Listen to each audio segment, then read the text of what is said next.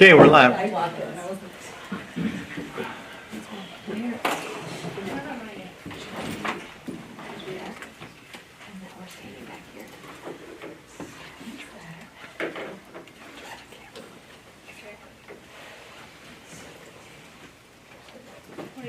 like to call the May 16th meeting to order. It is 6:30 p.m. Please stand for the Pledge of Allegiance.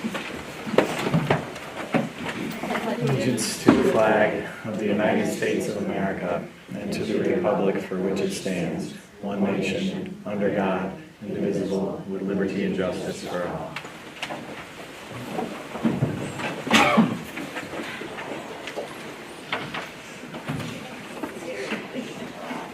Do we have any additions to the agenda? There are none. I'd like a motion to approve the agenda as submitted. I'll second. All those in favor? I need a motion to approve the minutes of the regular meeting of April 18th, 2023. I'll move. A second. Any discussion? All those in favor? Aye. And that brings us to our district presentations. So I will turn it over to Ms. Potter.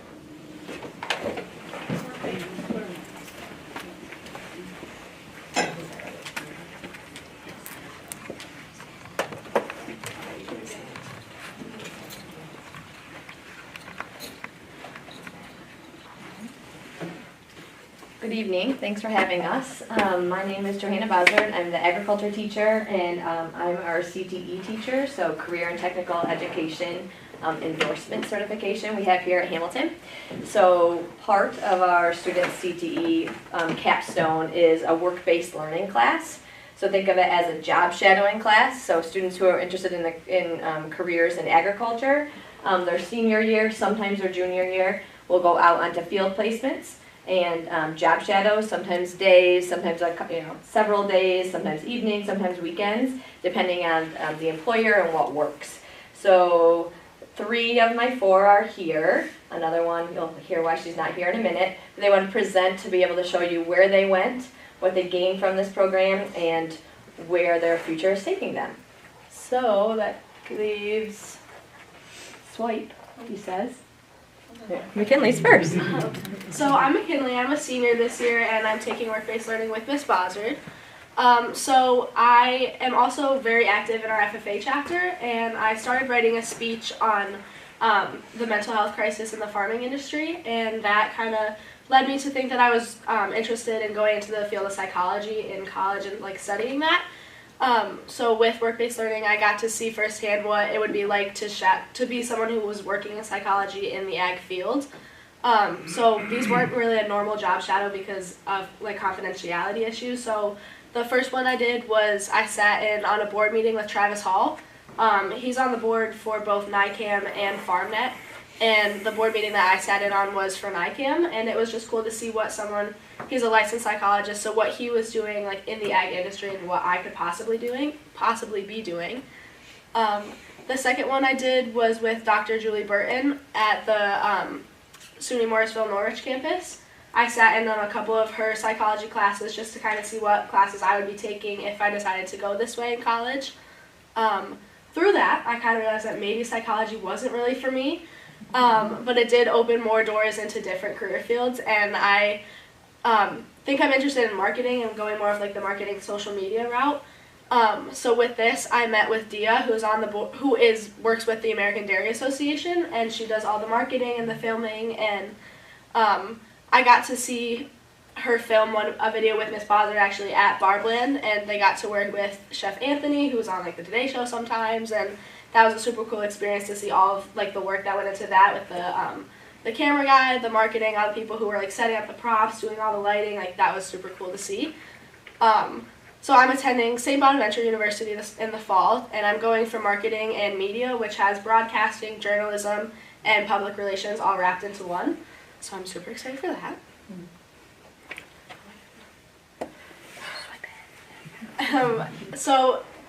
Work-based learning also counts as our English credit. So we've read the last lecture, and we're currently reading Habitudes. So the last lecture is about Randy Posh. So spoiler alert, he does pass away, but the book is about his his life and what he wants to leave behind. So like his legacy and stuff. He was diagnosed with terminal cancer, and so it's just kind of everything that he wanted to leave behind. So throughout, while we were reading the book, we had different writing assignments that we had to complete. A bunch of the chapters are about his childhood dreams, how he achieved them, and stuff like that. So our writing assignments were what our childhood dreams are and what our dreams are now. We wrote letters to thank the people that had impacted us, and then we filled out like a bucket list of stuff that we wanted to do. And now we're reading Habitudes, which talks about how to advocate with getting results from your audience and how to just develop better leadership skills. Just use the arrows. Hi, I'm Lily Harden. I'm a senior this year, and I go to class of work-based learning. I've learned that we are doing cover letters and resumes for our jobs that we are going to work at. Mrs. Bowser helped me make phone calls and emails for my job shadow. It also helped me to learn a lot about the job shadows I go to. Oh, of course. The job shadow that I went to is called Wanderers Arrest, which is located in Canastota, New York. We did cat cages. I socialized with the cats after. I went to the front to see what they do. They had a lot of animals adopted. I think that's it. My future plans are getting a job around here, saving up for things that I need, like a house, a car. For my future year, I really want to work at an animal shelter or be a pet sitter. Somewhere later on in my future year, I would love to be a singer one day, maybe.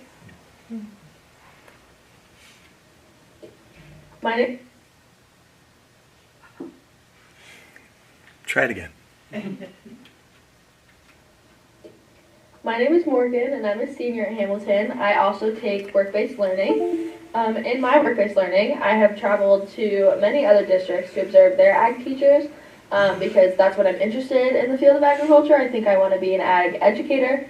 I have gone to different programs including Moravia, DeRuyter, Morrisville, Sherburne, Earlville, and Fabius Pompey.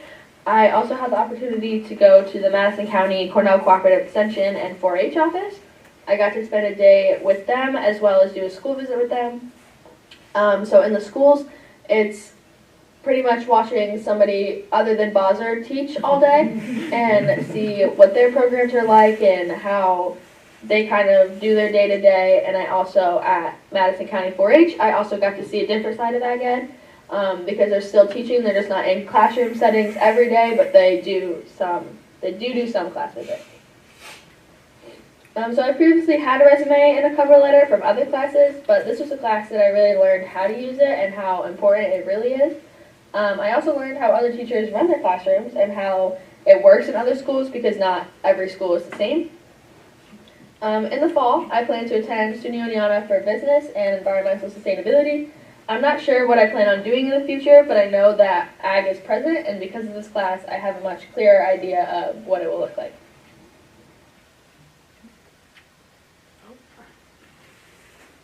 So my name's Heather Foster. I'm also in the work-based learning class. I knew I wanted to do something with dogs going into this class, so my first shadow, I went to Hessian Hill Farms, which is in Schoharie, New York. She's a dog trainer. She trains Purely Positive, and her daughter owns a greenhouse, and her other daughter owns a dog kennel. So I was able to see like the full aspect of like the canine field. And then for my second shadow, I shadowed with a SUNY officer. She had a canine. She had a bomb dog, so I got to see the dog like work detecting bombs. I also was able to wear the bite sleeve and take a bite from this canine, which was really cool. And then I rode around with a state trooper with a canine. He was a drug dog, so it was the same kind of stuff, just opposite end of the work. and I also took a bite from that dog. It was just cool seeing both different sides. Like the state trooper obviously had more work for his dog than the SUNY officer, but it was cool both seeing them work. And I went to an active shooter training, so I got to be very involved with that and watch the state troopers be trained. And then for my last job shadow, I went to Amarok Kennels, which is a dog trainer in Oneida. They both graduated from SUNY Cobleskill, which is where I plan to go. They're only like 23, so there's something I could be pretty soon. I went on 2 job shadows there. On my second, I got a job offer, so I now work there. And they're pet trainers. They do boarding trains or hourly sessions, so your dog can stay for 2 weeks or come for an hour and be trained. And then my future plans, I'm going to shadow a hunting dog trainer next week. And then I'm going to work for Amarok until I go to Cobleskill, and then I'm going to work for Hessian Hill when I'm in college, because Schoharie and Cobleskill are close together. And I know from this class, I know I want to do something in the canine field. I'm not sure where yet, but somewhere in there. And that's all we have. So Morgan's at state convention right now. So 15 of our FFA members are going up on Wednesday for state convention. And that's where she is now. So she's a state officer. So she's been there since yesterday. And she's just planning, going over everything and running through her sessions and stuff. And so that's why she couldn't be here with us tonight. Are there any questions? I would love some. I have a question. What would you say to a student who is thinking about doing job training next year? What would you tell them? What advice would you have for them? Yeah, so I would definitely tell them to go for it and try this class, because I did not know what I wanted to do. I remember sitting down with Bowser the first couple of days and being like, I could go, like Heather and Morgan were talking about where they wanted to go, and I was like, oh, I could do that, like I want to go to that, and she was like, well, could you see yourself doing that? And I was like, I really have no idea. And I just got to try a bunch of different things, and now I like kind of know what I'm super interested in and know what I want to like kind of do, and so it just kind of opens a lot of doors and a lot of, I don't know. I think, yeah. You get a ton of connections through it. Like I went with a state trooper, and through that state trooper I met the active shooter training guys. Like it's just like a whole connections you build from going on job shadows. Do you think this experience would be beneficial to all seniors before they leave HCS? Yes, for sure. I learned a lot through this class. I knew I wanted to do something with dogs, but I wasn't sure where. And I think just going on the shadows and seeing like real life, like the real life day was very beneficial. And I also think it helps, like, I know in some classes you do build a resume and you go over all of that stuff, but you're not really, like, doing mock interviews and, like, talking to people who you could potentially work for, and, like, through this class you are doing that, and I think that's super beneficial for everyone. Was this year-long, semester-long, half a semester, how? This is all year. All year. Yep. Which dog bit harder? The SUNY dog did. He was a lot bigger. But neither of them really hurt. You wear a huge sleeve, so you don't feel it really. Did you have to run from it? No, you just stand there and they run it at you and bite you. And you have to like fight back with them. Just stand there. Just stand there. Just stand there. It was really scary the first time, actually. Would you recommend it to a friend? Yeah, it's actually really cool. Like after I was like, oh, that's not that bad. But like when he's running at you, it was a little intimidating. What was your favorite part of the animal shelter? That's a really good question, because I love all the cats and I love all the dogs, even though they, when I first got there, someone was teaching me, I don't remember her name, but I loved it. I want to say like the cats, just socializing with the cats. Can we go back to like that one slide with one of the cats, please? This one, I think her name was Roxy, while this one was named Batty. This one, while I was cleaning all the cages, would not stop looking at me. Like, as soon as she does not see me anymore, she's like, where's the human at? She always wants, like, attention, and I loved her, like, beautiful, like, green eyes. So definitely socializing with the cats and kittens. There wasn't really many kittens. There was just, like, a few. So. Well, thank you guys very much. We appreciate you coming here.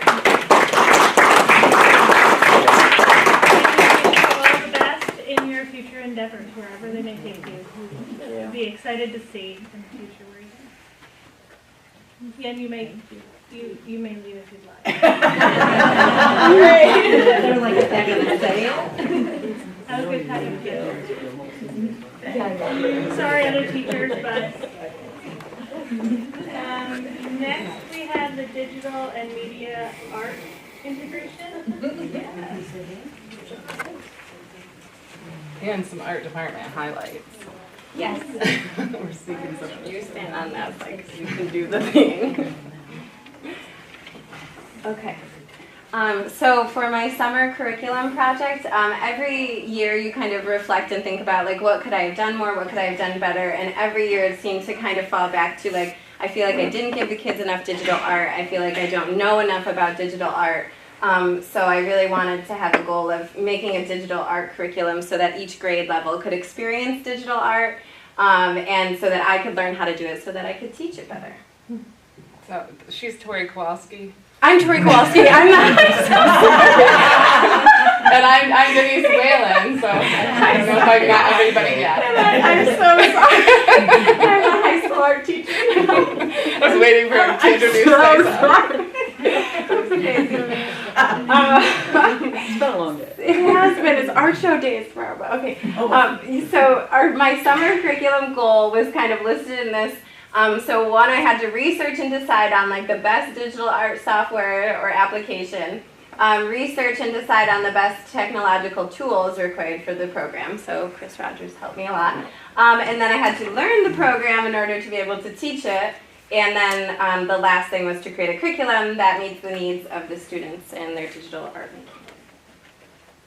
So finding the right program in technology was a little hard because I really don't know that much about digital art, and I am a get your hands dirty kind of artist myself, so this was a challenge. But I really wanted a program that would be like artistic in terms of you could draw and be like more free with your like style, but then I also wanted something that would touch on a graphic design component. So it needed to be versatile. I didn't want to buy something that was going to just keep us in one thing. So I wanted it to also be differentiated for like elementary, middle, and high school students if possible. So Chris and I talked, and we both did research, and thank you because you were a huge help. We figured the Procreate app, and I actually talked to an artist from Syracuse, and he uses Procreate as a professional artist. So when he showed me it on his iPad, I was like, oh my gosh, this is so cool. So I looked into it, and we decided to purchase the Procreate app, and it's something that, what we love about it is like our kindergartners used it and our 12th graders used it. You can use your finger, you can use a stylus. It has like hundreds of brushes and like bajillions of colors. Like you can literally make a million shades of red. Like it is crazy, all of the different styles and things that you can do with it. So it was a really, so we purchased a set of iPads. My media arts class is 25, which is like a really great number. So we purchased 25 iPads and 25 Apple Pens for them to use. So to give all of our students the opportunity to experiment with digital art, Denise has like some digital art knowledge. Yeah. Well, I came in the summer and I was like, Procreate, my daughter uses it all the time, so. And she had worked, we kind of flip-flopped. So like she had worked with high school and then I had worked with elementary school. So it was so nice to like talk about different projects and ideas. So we talked about Procreate and all the things that we could do to make sure, like I said, my goal was that every class could at least experiment, and obviously like the older they get and the more interest they have in it, like the more complex their creativity could get and their projects could get. So, and then we would align with the standards, which do include some digital art components too. It's also like the wave of the future, so having that knowledge is like huge right now if you're going to be in the art field. Yes. So we have a bunch of examples of projects, which is so exciting. So my media arts class was tasked with making Mental Health Awareness Day posters. So these were on display. The girls' varsity basketball team did a mental health awareness game. So the kids designed the posters. We sent them to BOCES, first time ever doing that, and I'm really into it. They printed these like beautiful 12 by 18 posters. Denise taught me how to do that too. So the kids were so proud to see their posters, and then after the game they ended up hanging them all over the school, so that was really great. And then I've been slowly putting it into the curriculum at my levels. My little secret, I'm very good, I taught computer graphics, graphic design, advertising and design, very good at Photoshop. Procreate, every time I get an idea for a lesson, I'm like, Abby, my daughter, 7th grade, very good at Procreate. So she sits me down and I take notes while she walks me through. So I've been learning this year too. But 3rd grade, I show them like kind of the basics and they made animals. 2nd grade, we just did this week and made galaxies, and they love those, there's luminance brushes, that are these bright things. And then kindergarten even, I just had them kind of play with brushes and make a background and then write their names and another layer on it. 6th grade had to do inspirational posters. 7th grade, this was somebody's WOW project. I end 7th grade with a WOW project, so Lucas traced a shoe and put all those details in for his WOW project. And then 4th grade just recently did landscapes, so that's a lot of brushes right there. And like zooming in and playing with the different brushes. So it's been really fun. They love it too. And I start, like, so a lot of the kids do have it. So every time I ask, there's Contessa in 10th grade, I'm like, Contessa, help, I don't know how to do this. Yeah. Well, they're so tech savvy from the get-go now. So they and some like to trump me and like start teaching for me. I'm like, wait, I'm not there yet.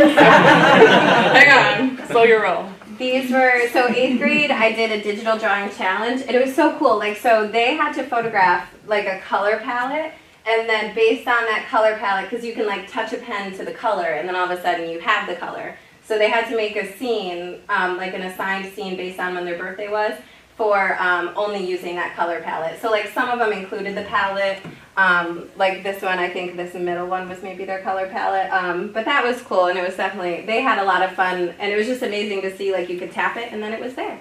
So it was really cool.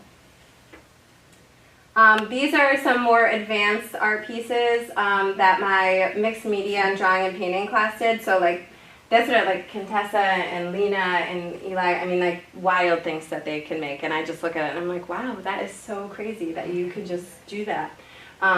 So super creative, very good. So the iPads have been, Procreate has been a huge hit just in the elementary art room in general. I get 2nd graders for recess and they grab them. The rule is they have to play an art game or be on Procreate making art, and they love it. I did art club for K2, exploring cultures, and did like little art centers. And the last one, we looked at different artists. So we had a digital artist, her little face is right here, Amy Alexander, and then they could grab an iPad and I taught them the basics. So this was art club actually. So you can see all like the different kids just grabbing the iPad and like naturally being able to do it. It's amazing. These were digital landscapes that Media Arts did. So we talked, it was their first time learning, like there's a layers component to it. So it was like learning how to use layers and overlap and stuff like that. But again, it was just super impressive how quick the kids like get it, you know, they discover things way faster than me. So then we thought we'd take this opportunity to talk about just some fun happenings in the art department. Yes, tomorrow and past. Yes. So first we have Scholastic Art Award winners. So this is my first year ever putting artwork in Scholastics, which is a huge like national art competition. So our Central New York region, we had 3 winners. So Sayla Nelson received an honorable mention.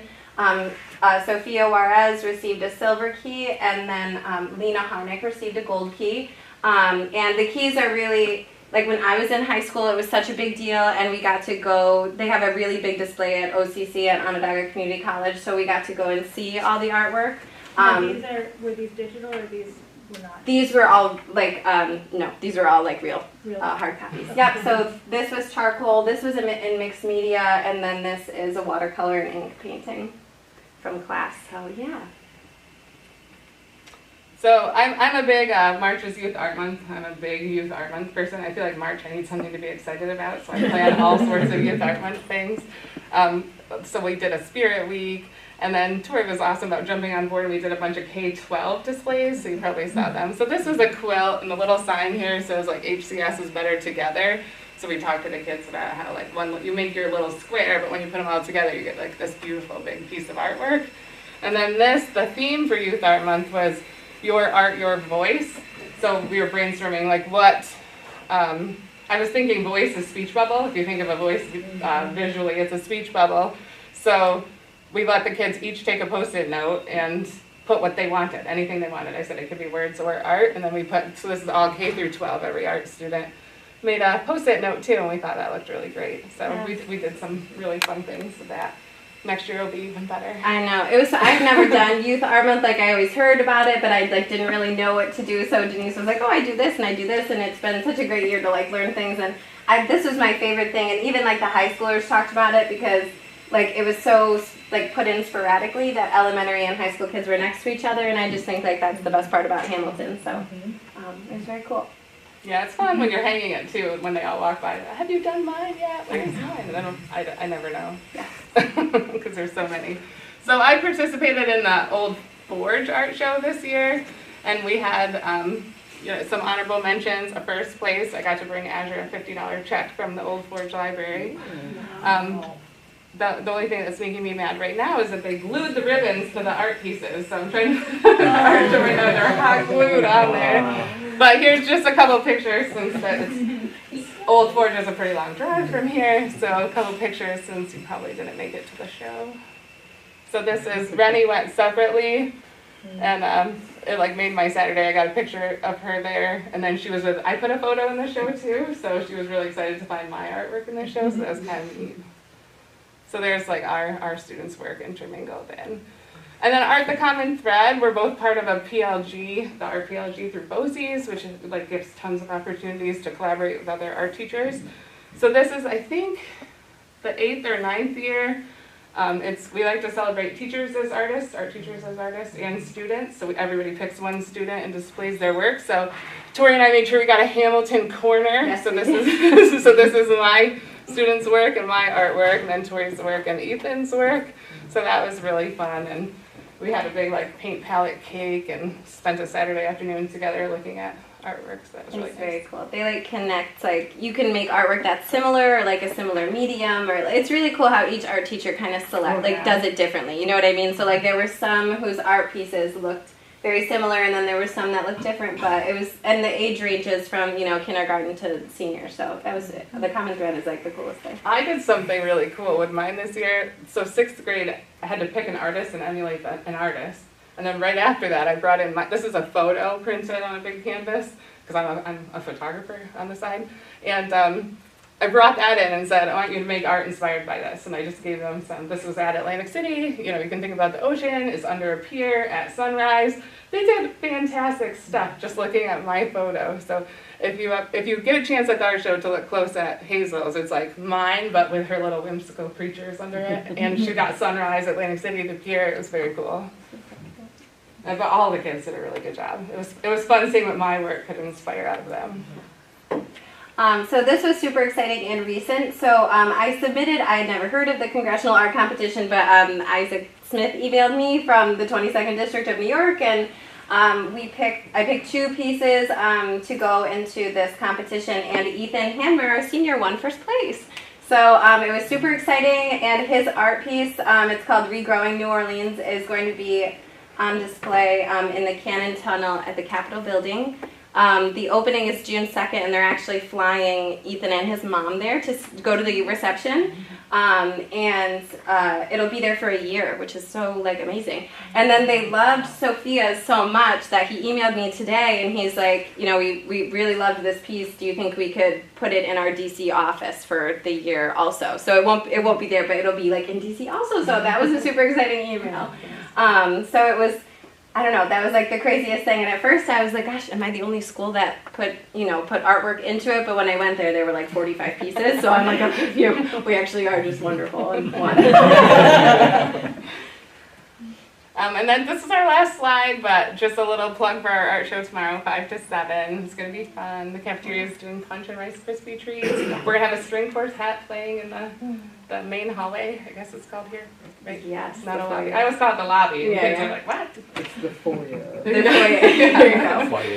And it was so fun to make the poster design. So Denise at Canastota had students help make the poster. So she was like, we should do that this year. And so we combined the artwork of, so Aaron Gary, a 6th grader, made this painting, and then Ryan Verbitsky in 9th grade using Procreate created a digital poster of it, like with it in the background and then with the paint palette. So it was a nice little collaboration.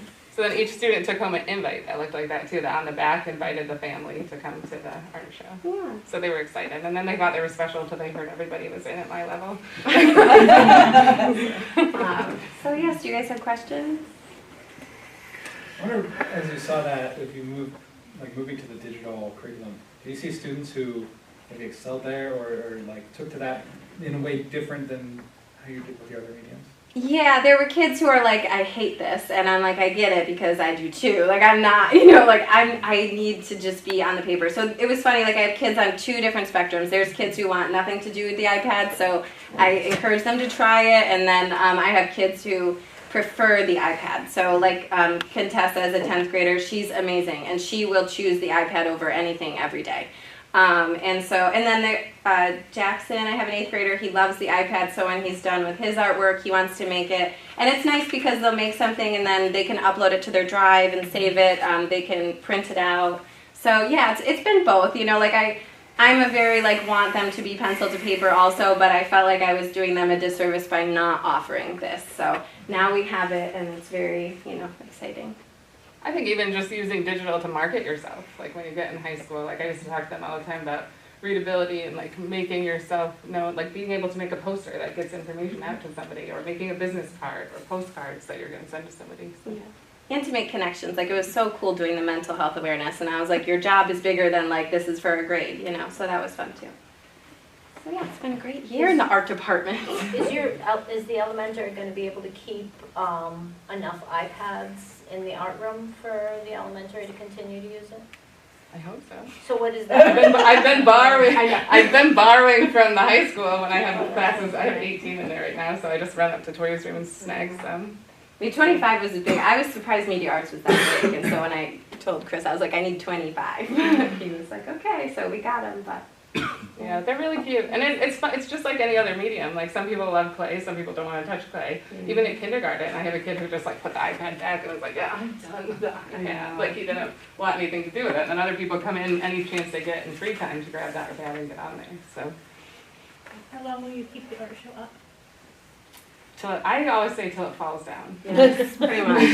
Yeah. So there's potential for the next night that everything will still be up. Oh, 100%. Yeah, like next week at the soonest. Well, that hot glue should last a while. The glue dots, I know. We are not Randy's favorite. The only thing I'll take down is the clay because I don't trust everybody walking by it. Yeah. So the 3D stuff might come down, but the 2D stuff will stay. Yep.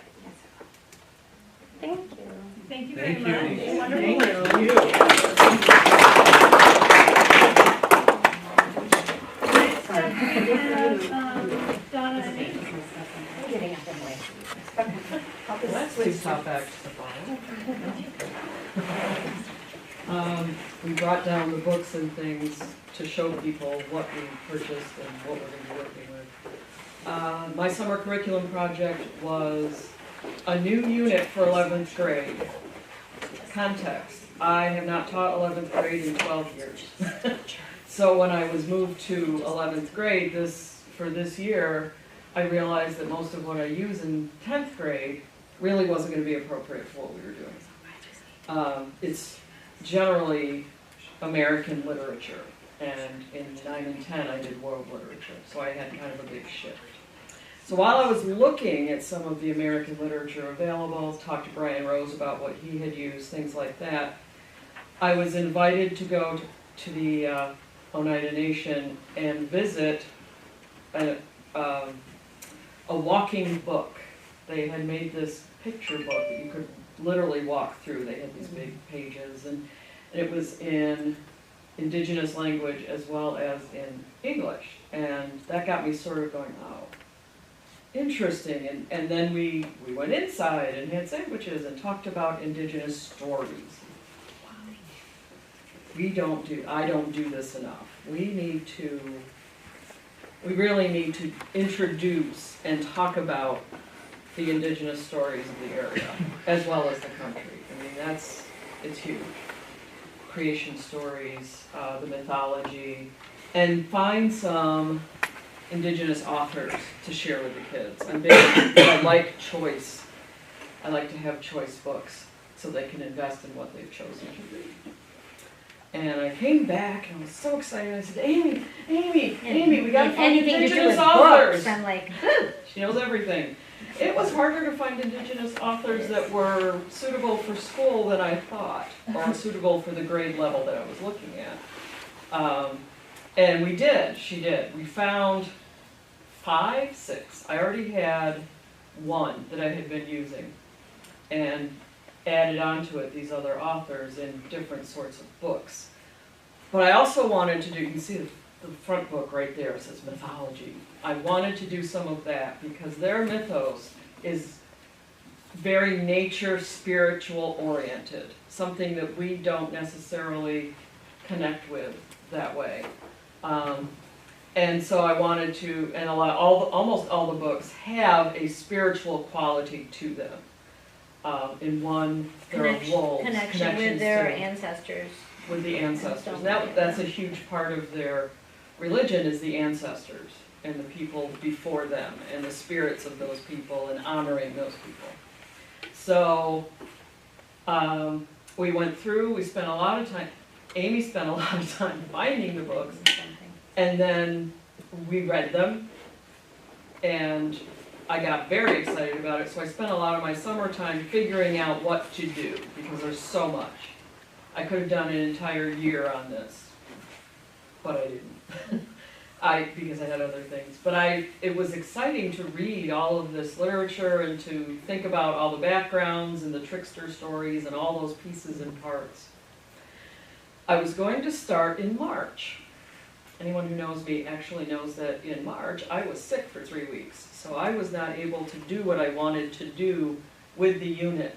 So I'm starting tomorrow with mythology and some of the stories and things. But the really exciting part of all this for me was kind of opening up this whole new piece of literature, this whole new place where you can go and find out things and learn things about stuff that you're just not familiar with. There was a graphic novel that we found. We found several, I'm going to walk over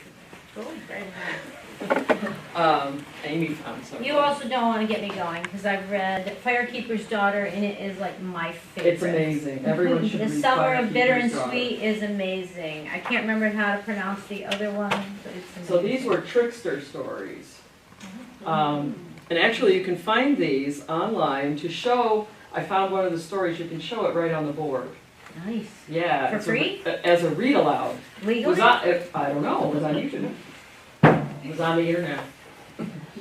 It was part of a reading program, so I'm assuming it was legal. And I went ahead and found this one, Not Your Princess, Voices of Native American Women. Also, incredible artwork. And this is also online available. This is poetry and other pieces of women, young women and older women, talking about what it is to be a Native American woman in this time period, and how hard and how wonderful it is all at the same time. This was another one, Dreaming in Indian. These are contemporary stories, all in different, very different. Almost artwork. Oh, yeah, most of it. And this poem was amazing. Different ways that they wanted to express what they were talking about. The Sundance changed my life. So those parts of things that I honestly know nothing about. According to Ancestry, there is no Native American in me. So these are all things that I was not at all familiar with. I found short stories. Amy found the books, and we went through and read and read and read. And this was one, Iroquois teachings. And this is from the Mohawk Nation. And I wanted to kind of do, not so many pictures. You can see where I've been marking stuff. Do something close to home. I talked to Mike Jones. We spent some time together. He worked with Meg, is it Gardner? Thank you. Meg Gardner at Colgate on a lot of this kind of thing when he was in grad school. And it was very interesting to learn all of those things and have someone to talk to. Shout out to PTO for the resource books that they bought me. Good stuff. We also went to a conference last year and met the author of If I Ever Get Out of Here. He's a Native American from outside of Buffalo, and teaches at Canisius College, and also is, I don't know if this is gay, so he has all of this stuff that he writes about, that he has, you know, tried to put together, and he puts it together very nicely. The book I've read by him is Apple Skin Decor, because that's something else I didn't know, is that Native Americans are quite often red on the outside, white on the inside. They say that if they are more like... It's a slur. It is a slur. To be so an apple. Yeah, he was often called an apple for... there's so much I learned from this about how much your blood matters, what percentage, the money you get from your tribe, depends on, you know, if you can prove your ancestry. Those books are all amazing. I have to say, Firekeeper's Daughter was definitely... I loved. I liked them all. That was amazing. Yeah. If I Ever Get Out of Here was awesome because the author that we were just talking about is talking about it in terms of the Beatles. Oh yeah, the whole thing is the whole thing is set up as if, well, not as if, as he's listening to the different albums and the different things. Well, and I went to school in Oneida, and the kids from the Oneida Nation joined us, and this was before they had money. It was way before all of them. And we did not look kindly upon the kids coming to our school from the Oneida Nation. We knew that there was alcoholism. We knew that there, you know, a lot of poverty. And I loved reading all these and hearing about these voices that I haven't heard about. Absolutely wonderful, every book. And I can give you more adult books too, in case you want to read some. Thank you.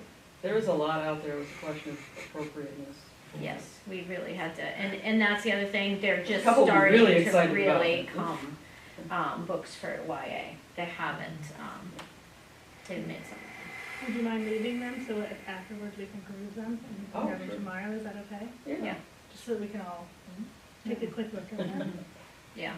Wonderful. And I could talk about books forever, but some are bitter and sweet too, I finally. Did you? And, I love and that. also you guys, all of your kids have Sora accounts, and Some Are Bitter and Sweet is an audiobook on there, and it was great, so I listened to that. So that was one of the challenges, finding books that would have alternative, like have an audio book, have something else to make sure that everybody could access it in some way. And the spreadsheet that you made was very helpful. I don't do spreadsheets very well. You don't even remember, do you? No, it was the title and where it was available and all of that. Yeah. Yes. So that was most of what we spent our summer hours doing. And thank you very much. Thank you. Thank you.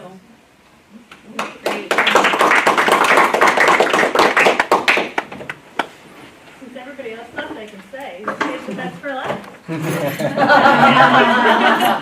Thank you. What the paper I'm giving you is similar to what's up on the screen. Mine just has a little more detail to it. So I'm here to just kind of share with you my summer curriculum for the ELA Lab 6 class, which is part of the 6th grade exploratory, which was new this year. So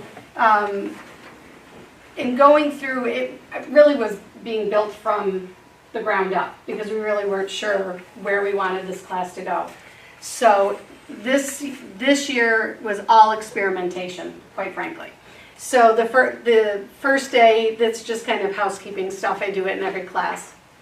The first activity we did was called word art, and you go in on the computer and you think about things that make you happy, and you type those things in. The more you type something, the bigger it becomes, on your piece of artwork. So they were able to kind of think a little bit about what are those things in their lives that give them joy and happiness. And they created those. The first big project we did, I don't know how, do I just... You can do it with either with the mouse or with your finger. Fancy. Okay, the first big project we did, I had them create a new animal species. So what they had to do was think about an animal or two animals. They could be really anything. They could be animals that exist. They could be mythical creatures, whatever they wanted to do. And they had to create a habitat, the basic information, in other words, the body parts, the prey, shelter. Then they had to think about their adaptations. So we had conversations about what are adaptations. And then they had to draw their artwork. And what they ended up creating was something called a one-pager, where they took all the information that they created and I'll just share with you, these are about 5 pieces of work that the kids did. So they came up with this one-pager where they took all of this information they created and put it on this one sheet. So you're going to see, I can't even think of some of the ones that are on there, but like a muskie and an eagle. So they really got creative with these, and they did a nice job with the one-pagers doing the writing piece of their creation. Very cool. Basically let them make a Pokemon. Essentially, yes. You know what? I never thought of it that way. Maybe I'll try to do something with it so they can do bad thing. No. The next thing we did was a short story study, and I used the book The Widow's Broom by Chris Van Allsburg, one of my favorites. So what we do is, in the beginning, is we do an introduction, and we do a book walk. So we take a look at the cover and the title, and I have the kids make predictions about what they think the book might be about. As we read through the book, this is where we hit on some vocabulary. We have a lot of discussions about the artwork that's in the book, but also what's happening in the story. And then what we do, in the Widow's Broom, the broom comes to life, essentially. So then I have the kids do what's called the personification project, where they pick an inanimate object and make it come to life.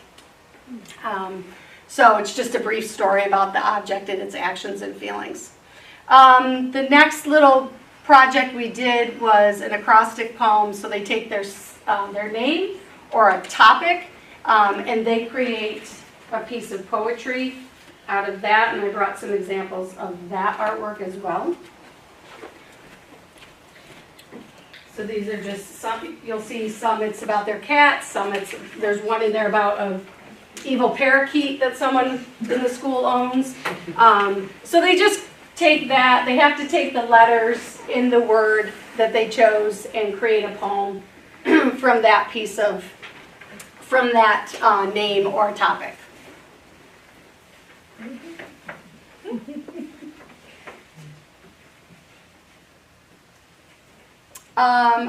We have not done mini debate yet, so I'm going to skip that for now, but I'll go back up to that. Another thing that they just got done doing was something called a squiggle story. So the squiggle story is, I give them a piece of paper.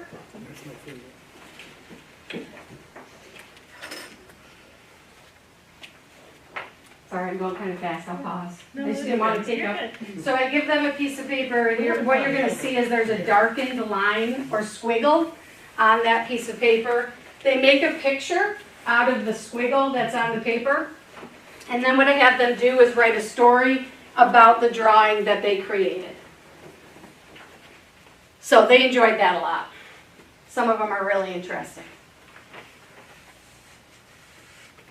The project we're working on right now is called Book Spine Poetry. What I'm having them do is go through all the books that are in my room, and they're taking anywhere from 12 to 15 titles off the shelf, and they're piling them up, and then they're rearranging them so that they can create a poem that tells a story. The stories sometimes are a little bit of a stretch, but they're really working on that. So here's one, this is just an example. so you can kind of get the idea. So these are all titles from books in my room, and we take those and we try to come up with something. One of the examples I gave them was just a 3-line poem using green eggs and ham, stone soup, and drawing a complete blank on the third one. But it was something about, the very hungry caterpillar. So the idea being that the caterpillar's hungry because all he has to eat is stone soup and green eggs and ham, which are not very appealing. So that's kind of where we're going with that. And we just started that this week. So some of these other things we haven't gotten to yet. The way the class works is I meet with them only once a week, and we're changing this, they're changing it for next year. So it's kind of difficult to get in a groove. So I'll have a class Monday, a different class Tuesday, so it's kind of, it's been working out okay, but I know they're looking to change that, I think, for next year. So the next thing, we are going to do the debate. It's going to be a really short debate, but they're going to pick kind of a silly topic like chocolate is better than chips or cats are better than dogs, and they'll pick a side, and then we'll do some very short debate prep. They'll get 2 minutes. I want them 1 to 2 minutes. Some of the kids are really kind of nervous about having to get up and talk in front of their classmates. So we're going to do 1 to 2 minutes, and then I'm going to have them prepare questions that they can ask their opponent.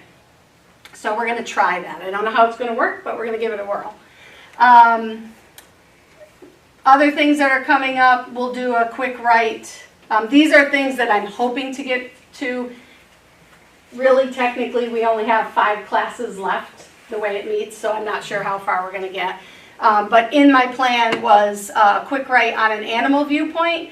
They write 2 to 3 paragraphs about the examples I came up with was a lion who is bored of eating meat, a cat who's unimpressed with its owner, which really isn't a stretch, and a giraffe who finds the appearance of humans ridiculous. So those are just some ideas. They can come up with their own, or I can kind of guide them through finding their topic.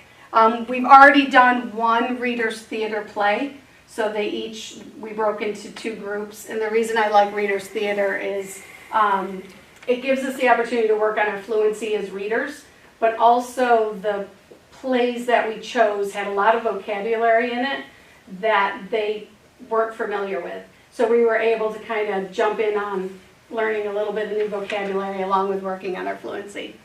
I have silly speeches. Again, I overshot here, and I'm never going to get to the rest of this, but silly speeches, a 1-minute speech about why you love homework, or why you love having holes in your socks, or when your phone battery dies. I'll go down here just to kind of give you an idea. Part of the reason it's hard to get to all of this is about 15 of my kids go down to pre-K, kindergarten, and 2nd grade to work with elementary students about halfway through the class. So the kids who go down there, they've been reading, they've been playing games, things like that with those kids. The kids who stay with me usually read for about 15 minutes, and then they have some free time to either get work done from another class, or I have Legos in my room. A lot of them like to play with Legos. Some like to play some card games. So it's kind of a little mix of some reading and some fun activity that they get to do. So that's been fun for the kids who get to go down there. That, in a nutshell, is ELA Lab 6. Do you have any questions? I love the things they're coming up with. Yeah, they were really Like creative. the cues that we Yeah. Sometimes you go into it going, I don't know about this one. But yeah, they've done a really great job. Great job. Yeah. No, these are great. This is wonderful. Thank you. Yeah.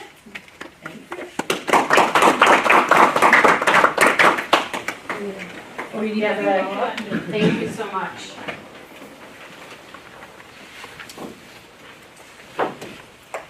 My favorite part of the meeting. All right, now Ms. Catherine has a presentation. So the New York State School Board's recognition program is designed to recognize board members who are constantly advancing their knowledge and skills, governance skills, and leadership skills. And the School Boards Association sent 2 certificates to Corey and Michelle for their leadership development opportunities in the hours that you put in. So congratulations and recognized from the School Boards Association.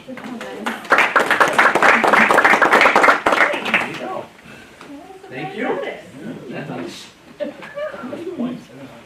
Yeah. Very cool. Now it gets better. We have the consent agenda next. That is 4.1 through 5.1. So I need a motion to approve the consent agenda recommended by the superintendent. Second. Any discussion? So this includes the second reads of the, Yes. It does.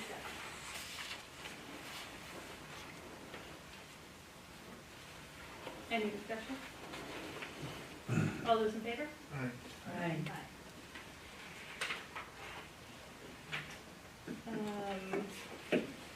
That takes us to our first community participation. I would like to remind anybody that would like to come forward that there is a time limit. We would like you to please state your name if you would be so kind, and that we shall not make any reference to board members, district staff, students, or members of the public by their name.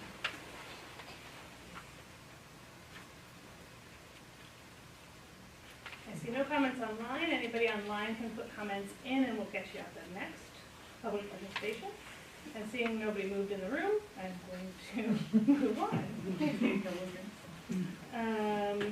We have a resignation. I need a motion to accept the resignation of Haley Brenner, effective June 30th, as recommended by the superintendent, with sincere appreciation for services rendered to the district.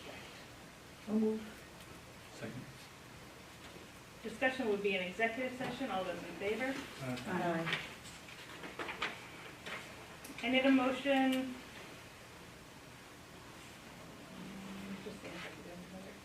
I need a motion to approve the agreement dated May 22nd, 2023, extending the probationary appointment of Mr. Alsop for the period of 1 year in accordance with the terms of said agreement as recommended by the secondary principal and superintendent.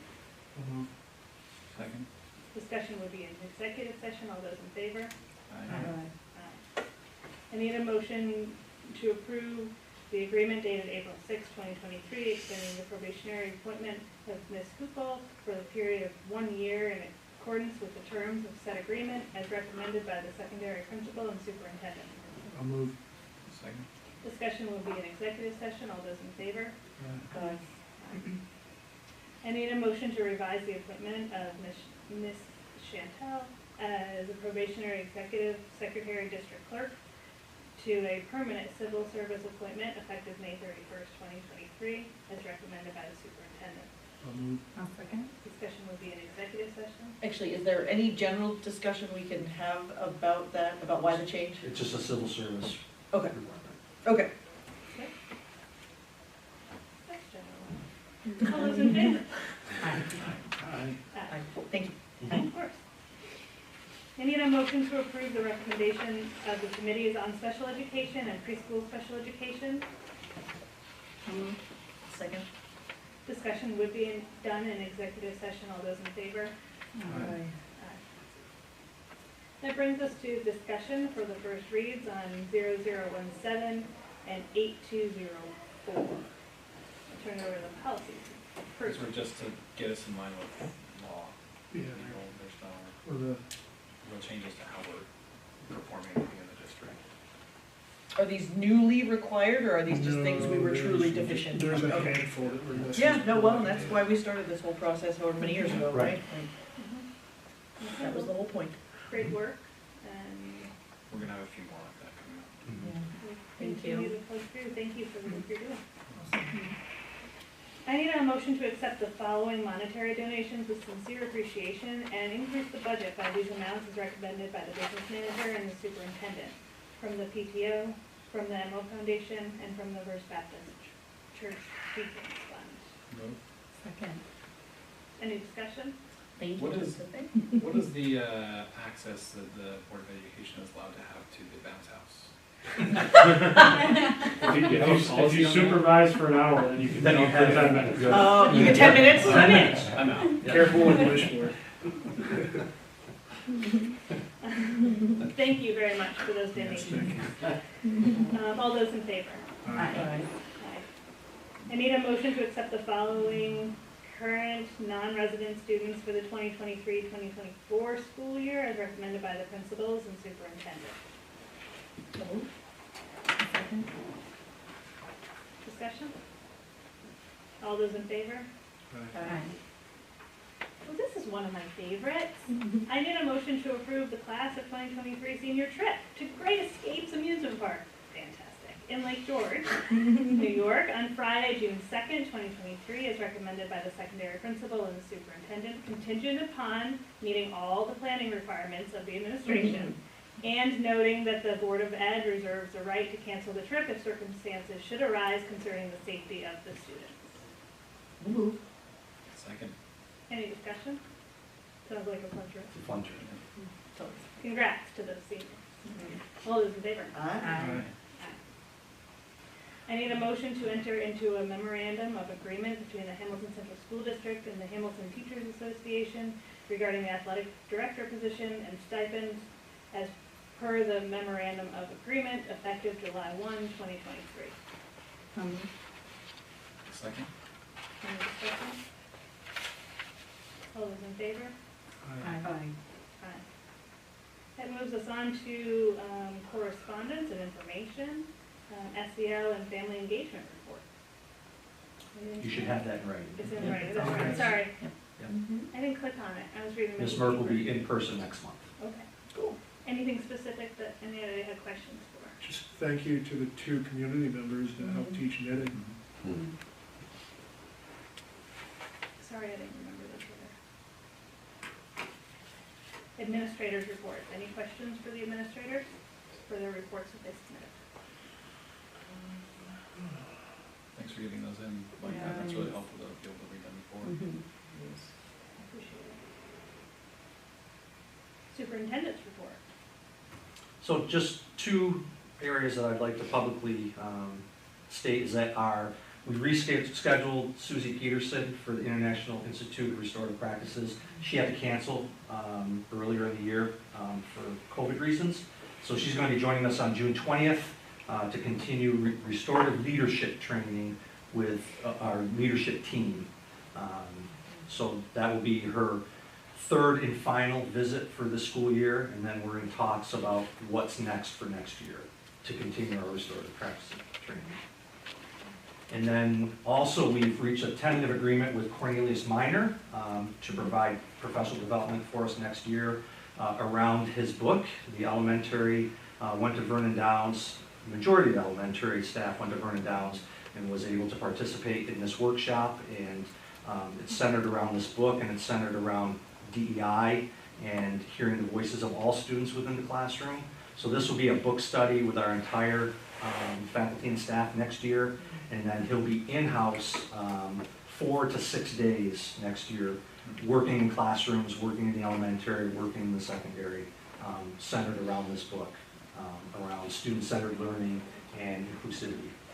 So we're excited about that. Yeah, that's great. Yeah. Yeah. Any questions for Bill?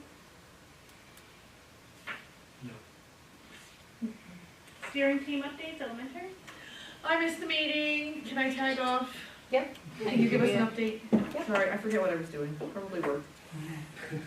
Slacking. I know, usually. So, so we talked right now, during the month of May, there's a lot going on in the elementary, so a lot of family and community engagement projects. So a lot of those were suggested by the steering team, so we kind of wrapped up our discussion of some of the things that are coming up. Family Science Technology Night, they had a lot of input in. We have a career day coming up this week. Screen Free Week, which was also sponsored.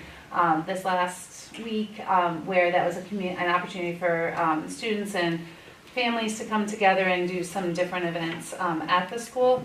So then we also just talked about future projects. We really are still talking about ways to improve open house or add on to open house, maybe collaborating with PTO. So that was something that we want to jump right into in the fall. I also mentioned that we're in discussions with the Colgate Cove about expanding the mentoring program.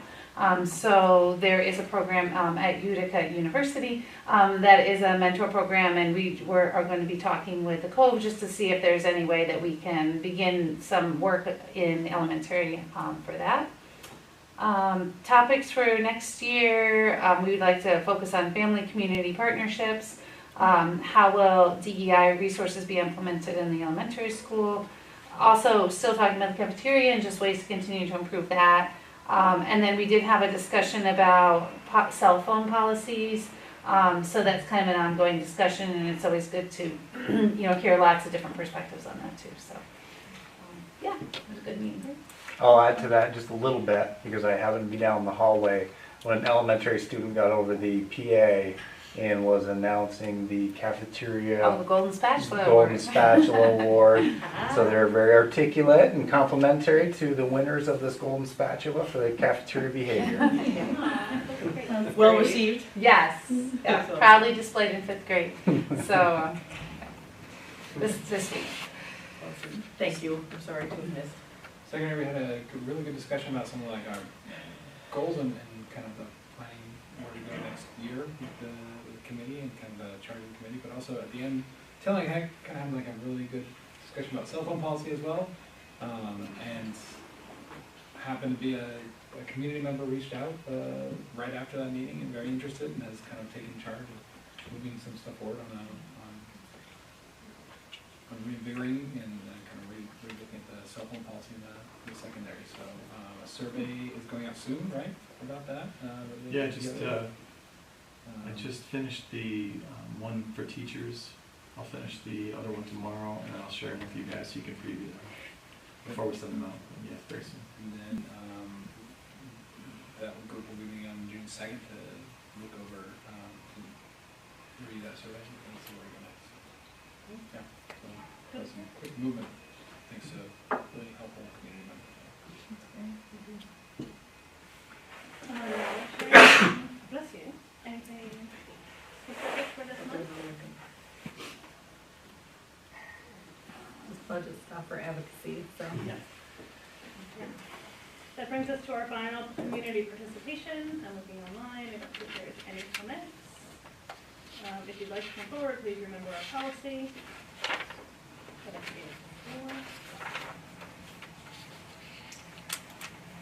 There will be no voting at the end of executive session, correct?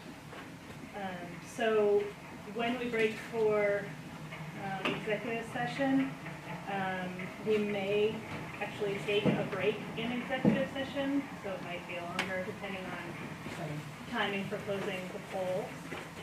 But we will not be coming back to online, and there will be no vote when we come back. So just so that everybody knows, it might be longer, but only because we might have to take a break so we can get over there for that piece. So I need a motion to adjourn to executive session to discuss employment history of a particular individual or individuals and discuss a discussion regarding a proposed pending or current litigation. Second. All those in favor? Aye. Thank you for being here. Thank you for being here.